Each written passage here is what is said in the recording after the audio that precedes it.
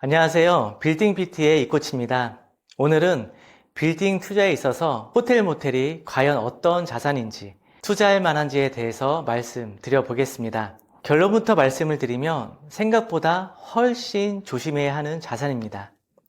호텔 모텔은 기본적으로 수익성 하나로 움직이는 자산입니다. 일반 근생 빌딩처럼 언젠간 땅값 오르겠지 라는 기대감으로 접근하는 자산이 아니에요. 수익이 흔들리는 순간 바로 수요가 빠집니다. 자, 그런데 많은 분들이 이 부분을 간과하고 접근하는 경우가 많아요. 수익률이 높아 보이는데 유도인구 많은 곳이니까 괜찮지 않을까? 이런 생각으로 접근했다가 나중에 팔려고 보니 아무도 안 사는 상황이 생기는 겁니다. 오늘은 그 이유를 하나씩 짚어 드리겠습니다. 실제 거래량을 보면 이 시장의 구조가 그대로 드러납니다. 연도별 데이터를 한번 보시죠. 2020년 서울 근생 빌딩 거래량은 5,137건이었는데 그중 호텔 모텔 거래는 147건으로 약 2.86% 수준이었습니다. 2021년도에도 5,900건 중 152건으로 비슷한 흐름이었고요. 그런데 이후부터 흐름이 달라집니다. 2022년엔 전체 거래량이 3,316건으로 줄었고 호텔 모텔은 60건으로 약 55명 중 1명 수준까지 떨어졌습니다. 2023년엔 더 심해졌습니다. 전체 2,002건 중 호텔 모텔은 단 30건, 비율로 따지면 약 67명 중 1명, 역대 가장 낮은 수준이었습니다. 2024년과 2025년에 소폭 회복이 되긴 했습니다. 2024년 50건, 2025년 67건으로 늘었지만 비율은 여전히 약 46건에서 56건 중 1명 수준에 불과합니다. 쉽게 말하면 건물을 찾는 투자자 50명 중 모텔에 관심 있는 사람은 단 1명이라는 이야기입니다. 그만큼 수요층 자체가 매우 좁은 시장이에요. 그리고 중요한 건 단순히 수요가 적다는 것만이 아닙니다. 추세 자체가 나빠지고 있다는 점입니다. 2020년, 2021년에는 그나마 35명에서 39명 중 1명 수준이었는데 이후 지속적으로 수요가 줄면서 시장 자체가 작아지고 있는 거예요. 왜 이렇게 수요가 없을까요? 크게 세 가지 이유가 있습니다. 자, 첫째, 운영 난이도가 높습니다. 모텔은 그냥 건물을 사서 임차인 들이면 끝나는 구조가 아닙니다. 직접 운영하거나 전문 위탁업체에 맡겨야 하는데 그 과정 자체가 일반 투자자에게는 상당히 낯설고 복잡합니다. 둘째, 이미지 문제가 있습니다. 투자자 중에는 모텔이라는 업종 자체에 거부감을 갖는 분들이 적지 않습니다. 셋째, 자금 조달이 어렵습니다. 일반 상업용 건물에 비해 담보 인정 비율이 낮고 금융기관에서도 숙박업 특성상 대출 심사를 더 까다롭게 보는 경향이 있습니다. 이 세 가지가 복합적으로 작용하면서 자연스럽게 매수 수요가 줄어드는 구조입니다. 그리고 그 결과가 저 숫자들로 그대로 나타나고 있는 겁니다.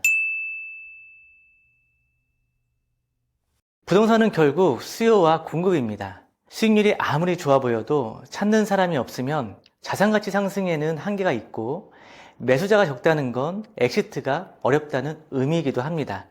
엑시트가 어렵다는 게 왜 중요하냐고요? 부동산 투자에서 수익은 두 가지로 납니다.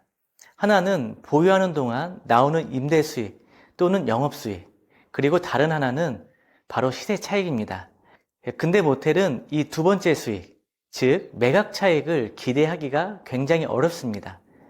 살 때보다 비싸게 팔려면 그만큼 사려는 사람이 많아야 하는데 앞서 말씀드린 것처럼 모텔을 사려는 사람 자체가 극소수이거든요. 결국 오랫동안 들고 있다가 팔 때도 원하는 가격을 받기 어렵거나 급하게 처분해야 할 상황이 생기면 시세보다 훨씬 낮은 가격에 넘겨야 하는 경우도 생깁니다. 이게 모텔 투자에서 간과하기 쉬운 핵심 리스크 중 하나입니다.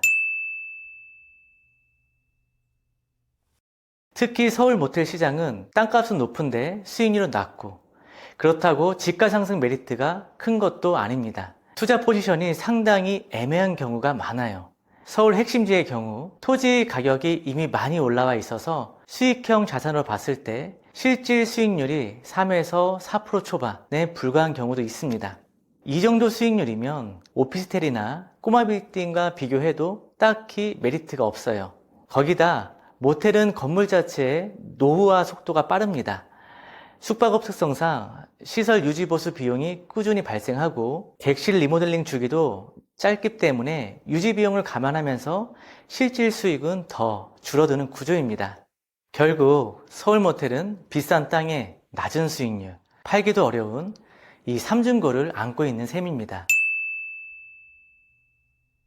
매출 자체도 예전 같지 않습니다. 젊은 층 숙박 수요가 에어비앤비로 이동하면서 기존 모텔 수요가 계속 분산되고 있거든요.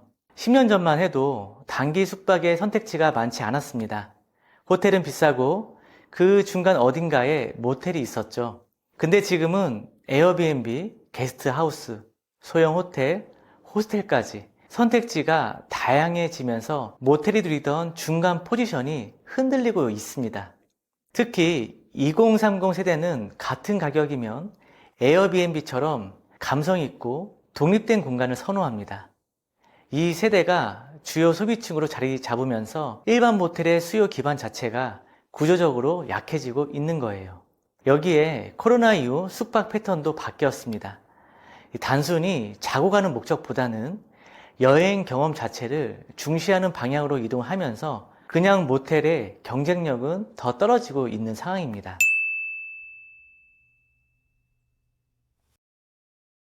여기 어때? 야놀자. 같은 플랫폼 수수료 부담도 커졌고 인건비, 비품비, 운영비까지 줄줄이 오르면서 실제 마진율은 갈수록 나빠지고 있는 상황입니다. 조금 더 구체적으로 들어가 볼게요. 플랫폼 수수료 문제부터 보면 요즘 모텔 예약의 70에서 80%는 야놀자, 여기 어때 같은 OTA를 통해 들어옵니다. 플랫폼 없이는 사실상 영업이 어려운 구조가 된 거예요. 그런데 이 플랫폼들이 떼어가는 수수료가 매출의 15에서 20% 수준입니다. 매출 100만 원이 들어오면 그중 15에서 20만 원은 플랫폼에 내야 한다는 이야기입니다. 인건비 문제도 심각합니다. 24시간 운영이 기본인 숙박업 특성상 인건비 비중이 높을 수밖에 없는데 최저임금이 꾸준히 오르면서 이 부분의 부담이 크게 늘었습니다. 소규모 모텔의 경우 아예 가족이 직접 운영하지 않으면 수지타산이 안 맞는 경우가 생기고 있어요. 비품 유지비 문제도 빼놓을 수 없습니다. 침구류, 에메니티, 소모품 가격이 모두 올랐고 시설 노후화로 인한 교체 비용도 꾸준히 발생합니다. 이 세 가지가 동시에 악화되면서 겉으로 보이는 매출 대비 실제 손해지는 수익이 생각보다 훨씬 적습니다. 물론 모든 호텔, 모텔이 나쁜 투자라는 이야기는 아닙니다. 외국인 관광 수요를 안정적으로 흡수할 수 있는 입지의 호텔급 자산이라면 이야기가 달라집니다. 예를 들어 명동, 동대문처럼 외국인 관광객이 집중되는 지역의 중소형 호텔은 입지 자체가 수요를 뒷받침해 주기 때문에 수익 구조가 다릅니다. 하지만 이런 입지의 자산은 이미 가격이 많이 올라와 있고 매물 자체도 시장에 잘 나오지 않습니다. 일반 투자자가 접근하기 쉬운 가격대가 아닌 경우가 대부분이에요. 결국 현실적으로 일반 투자자가 접근할 수 있는 수준의 모텔은 대부분 위에서 말씀드린 구조적 문제를 그대로 안고 있는 경우가 많습니다. 단순 숙박업 형태의 모텔로 예전처럼 안정적인 고수익을 기대하기는 어려워졌습니다. 수요층이 좁아 엑시트가 힘들고 수익률은 기대보다 낮으며 매출은 구조적으로 줄어드는 추세에 운영비용은 계속 올라가고 있습니다. 이 네 가지가 동시에 작용하고 있는 시장입니다. 물론 잘 고른 입지의 호텔급 자산이라면 가능성이 없는 건 아닙니다. 하지만 그렇지 않는 경우라면 신중하게 접근하거나 차라리 다른 자산을 검토하는 것이 더 나은 선택일 수 있습니다. 투자는 수익률만 보는 게 아니라 리스크와 엑시트까지 함께 봐야 합니다. 오늘 이야기가 도움이 되셨으면 좋겠습니다. 감사합니다.